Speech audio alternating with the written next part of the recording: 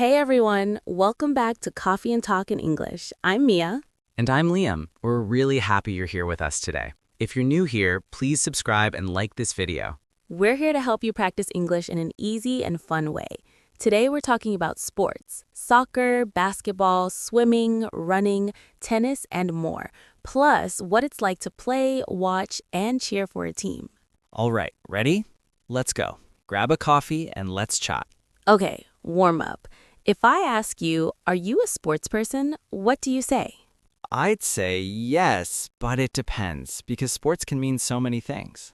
Exactly. Some people play, some people only watch, and some people do both. So you can answer with your style. I play on weekends, I watch big games, or I'm not really into sports, but I like the vibe. Let's start with soccer because it's huge worldwide. In American English, people often say soccer, but in many countries, it's football.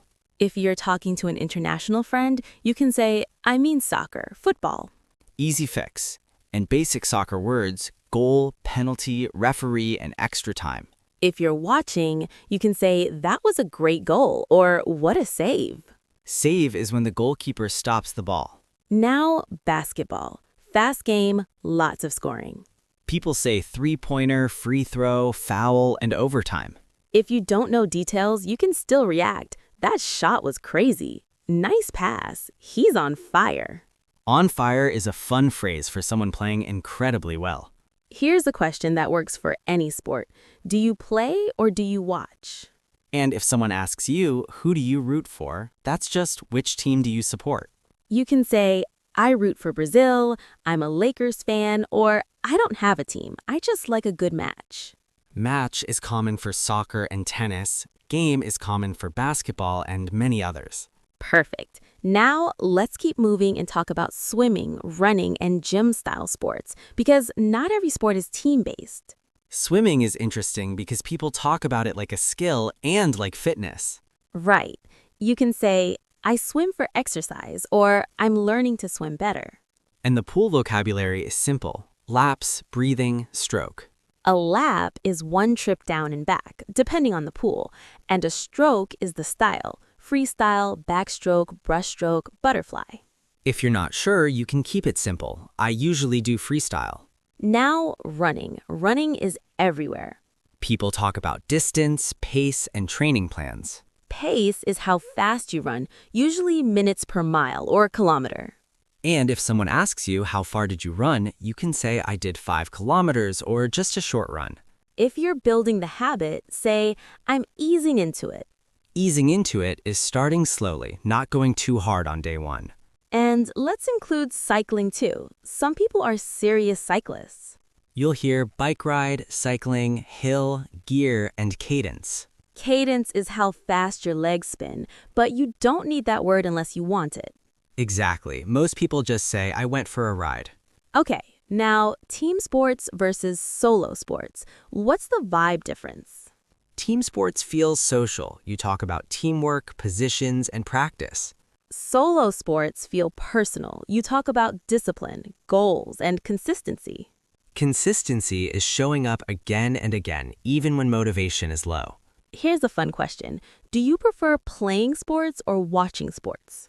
If you prefer playing, you might say I like moving my body or it clears my head. Clears my head is like reducing stress.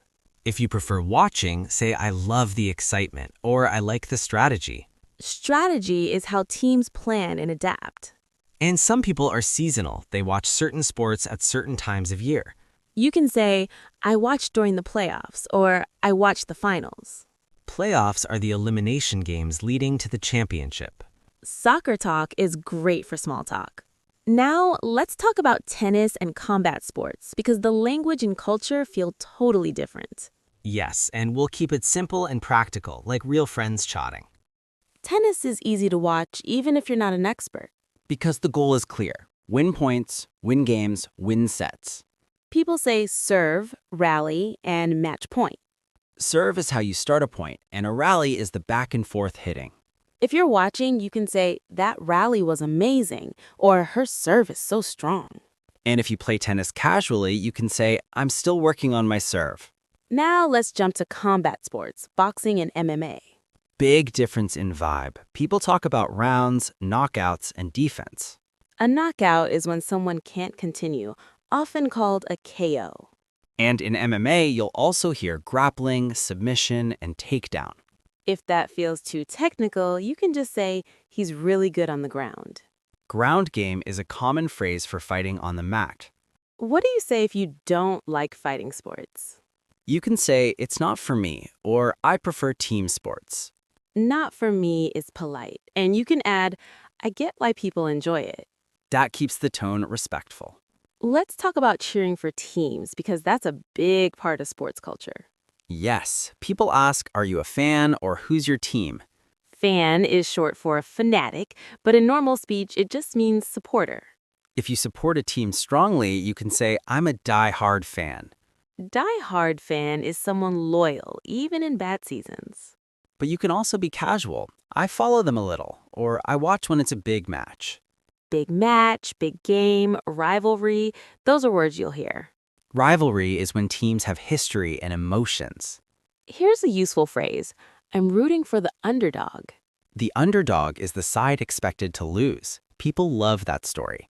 And when the underdog wins, you can say, that was an upset. Upset is a surprising win. Okay, now let's connect sports to the biggest events people watch together. Tournaments, championships, and yes, the World Cup coming up. Perfect timing because those events create lots of everyday conversation. Let's talk tournaments. People love the World Cup because it feels like the whole planet is watching. And it's not only the matches, it's the stories, the traditions, the flags, the songs. If someone asks, are you watching the World Cup? You can answer in a way. Yes, I watch the big matches, or I watch my country's games. Or I check the highlights if you don't have time. Now, what do you say when you're cheering? Let's go is universal. Come on is also common, like encouragement. And after a goal, no way, what a goal, that was beautiful. If the referee makes a decision you don't like, people say, that's a bad call. Call is the referee's decision. But if you want to stay calm, you can say, that's a tough call. Tough call sounds less angry. Now explain penalties because everyone hears that word. Penalties can mean a foul that leads to a penalty kick or a shootout after a tie. If you're not sure which one, you can ask, do you mean a penalty kick or a shootout? Shootout is when players take turns taking shots. People also say group stage, knockout stage, and final. Group stage is the early part. Knockout is when losing means you're out. And final is the last match. Another phrase is they advanced. Advanced means they move to the next round. And if they lose and leave, people say they got eliminated. Let's zoom out. Big sports events can also be about gatherings, friends, food, and watching together. Right, you can say we're having people over to watch, or we're watching at a bar. Having people over is inviting friends to your home. And if you don't follow sports, you can still join by asking who's the favorite. Favorite is the team expected to win. And you can say, I'm cheering for the underdog if you want a fun angle. Next, let's talk about the language of positions and roles, word in a way that stays simple across different sports. Like who attacks, who defends, and who leads the play. Across sports, you'll hear similar role words, offense, defense, and midfield in soccer. In basketball, people talk about guards and forwards, but you don't need the labels to speak naturally. You can say, he's great at defense, or she's fast on offense. Offense is attacking, trying to score. Defense is stopping the other side. Another universal word is coach. Coach is the person who trains the team and decides strategy. And captain is a leader on the team. Captain is a great word for workplace talk too, but we'll keep it sports here. When someone plays well, you can say, he carried the team. Carried the team means he did so much work that the team depended on him. If someone makes a mistake, people say, he made a costly error. Costly error means it had a big negative impact, like losing points. Now, let's talk about training and practice across sports. People say practice, drills, and conditioning. Drills are repeated exercises to improve skill. Conditioning is building fitness for the sport. If you're practicing, you can say, I'm working on my technique. Technique is how you move and perform skills. If you're improving slowly, say, I'm making progress. Progress is improvement over time. And if you're not feeling it, say, I'm not at my best today. That's a natural way to admit a bad day. Let's include a bit of sports equipment talk because it comes up in real life. Shoes, rackets, goggles, a ball, a swimsuit, a cap, simple words. If you forget a word, you can describe it, the thing you wear in the pool or the stick for tennis. People will understand and you'll learn the word naturally. Another common phrase is, I'm out of shape. Out of shape means not very fit right now. A softer version is, I'm getting back into it. Okay, we've covered a lot. Now let's do a longer, natural conversation where we bounce between sports, soccer, basketball, swimming, running, and what we like about each. And we'll include a few useful expressions without turning it into a vocabulary list. Okay, imagine it's Friday night and we're deciding what to watch. I'm like, do we want something chill or something intense? Chill is relaxed, intense is high energy, lots of tension. If it's soccer, I love the build-up. It can be slow, then suddenly, boom, goal. And you can say, that goal came out of nowhere. Out of nowhere means unexpected, sudden. For basketball, I like how fast it is, constant movement. Same. And when someone hits shots in a row, people say, he can't miss. Can't miss is not literal. It's like, he's shooting really well. And if a player is confident, you hear, he's feeling it. Now swimming. I respect swimmers because it's pure discipline. Totally. Early mornings, long sessions, repeating laps. If someone says, I did 50 laps, you can react, that's insane. Insane here means, wow, that's a lot, not something negative. What about running? Running is my clear my head sport. Clear my head is reduce stress and organize your thoughts. And if I'm tired, I say I'm dragging today. Dragging means moving slowly, low energy. Here's a question. Do you prefer watching or playing? I like both. Playing is fun, but watching big events is special. Big events like the World Cup, the Olympics, championships. When a big event is coming, people talk about it nonstop. They ask, who do you think will win and who's your pick? Pick is your choice, your prediction. If you don't want to sound too confident, say, my guess is, or I could be wrong, but those phrases soften your opinion. Let's talk favorites. People say, who's the favorite? Favorite is expected to win. And if you like surprises, you can say, I'm hoping for an upset. Upset is a surprising result. Another thing, sports brings national pride. Yes, people say, I'm cheering for my country. Cheering for is supporting. And even if you're not a super fan, you can say, I'm watching for the atmosphere. Atmosphere is the vibe, crowds, emotions, and tradition. Same here, honestly. Speaking of tradition, let's talk about fans and teams. Because sports isn't only the game, it's identity for a lot of people. People wear jerseys. Jersey is the team shirt, the uniform style. And they collect merch like hats and scarves. Merch is short for merchandise. If someone asks, are you a fan? You can answer in levels again. I'm a die-hard fan, I'm a casual fan, or I'm not really a fan but I enjoy watching. Casual fan is someone who watches sometimes, not every game. Rivalries are a big part too. Rivalry is when two teams have history and strong emotions. If you're new, you can ask, what's the story behind this rivalry? That invites a fun explanation. Now, if the World Cup is coming, people plan watch parties. Exactly. We're having people over, we're making snacks, we're decorating. You can also say we're watching at a friend's place. Friend's place means their home. I love group chats during tournaments. Same. People text scores, memes, and schedules, and you learn phrases fast without studying much. If you want to talk about predictions, you can say, I think they'll make it to the semifinals. Semifinals are the round before the final. And quarterfinals are before that. If that feels too detailed, just say, I think they'll go far. Go far means reach later rounds. Now, when you're cheering, you might say, we've got this. That's confidence. And if things go badly, people say we blew it. Blew it means messed it up, missed the chance. But careful, some fans take it personally. True. A softer phrase is, that was a tough loss. Tough loss means losing hurts because it was close or important. And if your team wins, you can say, that was huge. Huge means very important. Or, that was a statement win. Statement win means a win that sends a message, we're strong. Let's shift to individual sports fandom like swimming stars, tennis players, runners. Because some people follow athletes more than teams, and the conversation changes a bit. When people follow athletes, the questions sound different. Instead of who's your team, it becomes who's your favorite athlete. For tennis, people talk about rivalries between players, not teams. You'll hear rankings, grand slams, and matchups. If you want to keep it simple, say, I like the way she plays, or he's so consistent. Consistent is steady performance, fewer mistakes. Swimming fans talk about world records. World record is the best time ever. And they talk about events like 100 meters, 200 meters, relay.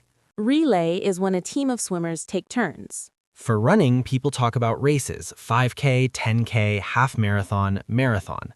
If someone says, I ran a 10K, you can ask, how was it? And they might say, it was brutal, or it was tough but fun. Tough but fun is a very natural phrase. Runners also talk about personal best. Personal best is your best time ever, often said as PB. If someone beats their PB, say, that's awesome, congrats. Congrats is short for congratulations. People also say pace, splits, and training block. Splits are your times for each part of a race. If you don't know that, just say, I'm trying to run faster, or I'm trying to run longer. Simple is better than sounding forced. And there's also sports like hiking, climbing, surfing. Those are more lifestyle sports. People talk about conditions, weather, waves, trails. Conditions are how good or difficult the environment is. And then there are sports like gymnastics and skating. People watch for elegance. They say graceful, clean routine, and perfect landing. Baseball and hockey feel more like traditions. If you don't follow them, you can say, I didn't grow up with it, so I'm still learning. That line works for any sport. And if you played as a kid, say, I used to play, but I'm rusty now. Rusty is out of practice today. Now, let's include one thing we haven't talked about, sports injuries and recovery in everyday conversation, because it happens to everyone, athletes and beginners. Yes, and we'll keep it friendly and practical, not medical and scary. Let's be honest. The moment you start any sport, you learn new body words. True. Suddenly you have opinions about knees and ankles. People say, I tweaked my ankle. Tweaked is a small injury, like a twist that hurts. Or I pulled a muscle. Pulled a muscle is when a muscle gets strained. If it's mild, people say, it's nothing serious. Nothing serious is reassuring. And if you need to rest, you can say, I'm taking a rest day. Rest day is a day off from training. You'll also hear, I'm sore. Sore is muscle pain after training. A funny one is, I can barely walk. That's usually a joke after leg day. If someone is recovering, they might say, I'm doing rehab. Rehab is exercises to heal and get stronger again. Or physical therapy, which is more formal. And when you come back, you can say, I'm easing back into training. Easing back is returning slowly, carefully. Now, if you're watching sports and someone gets injured, people say, that looked nasty. Nasty here means bad, painful to watch. A softer phrase is, that looked rough. Rough is similar, less strong. Okay, we've covered lots of sports. Let's do a natural chat where we jump from soccer to basketball to swimming to running, like friends actually do. Yes, and we'll show how to ask follow-up questions so the conversation keeps flowing. I'll start. Do you play any sports these days? A little. I've been swimming once or twice a week. Nice. Are you doing it for fitness or for fun? Mostly fitness. It's low impact, so my knees feel better. Low impact is gentle on your joints. Exactly. And you? I run sometimes, but I'm trying not to overdo it. Overdo it is do too much. I also love how sports vocabulary is visual. Field, court, pool, lane, track. Once you picture it, the words stick better. And I'll watch soccer when there's a big tournament. Same. When the World Cup gets closer, I know I'll be glued to the screen. Glued to the screen is such a good phrase. It means you're watching nonstop, like you can't look away. And big sports seasons create routines. People check schedules, plan snacks, and talk predictions. For predictions, I think, my guess is, And if someone asks, do you have a team, you can answer honestly. yes, I root for them. I have a soft spot for them, or I don't really have a team. Soft spot is a warm feeling, a special liking. And if someone asks, what sports do you like, you can list a mix. I love soccer tournaments, I watch basketball highlights, and I swim for fitness. If you run, add, I'm training for a 10K, or I'm trying to run consistently. If you're talking tennis, say, I like long rallies, or I love a close match. And for swimming, you can say, I'm working on my breathing, or I'm trying to improve my technique. Here's a mini scene. You meet someone new at a cafe. So, what are you into these days? I've been swimming and playing soccer with friends on weekends. Nice. Do you watch too? Yeah, when big tournaments are coming, I get excited. Same. I cheer for my country and I love the atmosphere. Another mini scene. At the gym, someone says, do you play any sports? A little. I'm getting back into running and I watch basketball sometimes. Cool. Are you training for anything? Not really. I'm just trying to stay active and feel better. That's the key. You don't need to be an expert to talk about sports. You just simply need a few phrases, a couple of questions, and your real preferences. All right, that's it for today. Thanks so much for listening. We're really happy you were here with us. If you enjoyed this episode, please subscribe and like this video. Turn on the bell so you always get notified when we post a new one. And tell us in the comments what sports word or phrase you translate the most in your head and what topic you want next. Grab a coffee and we'll talk again soon.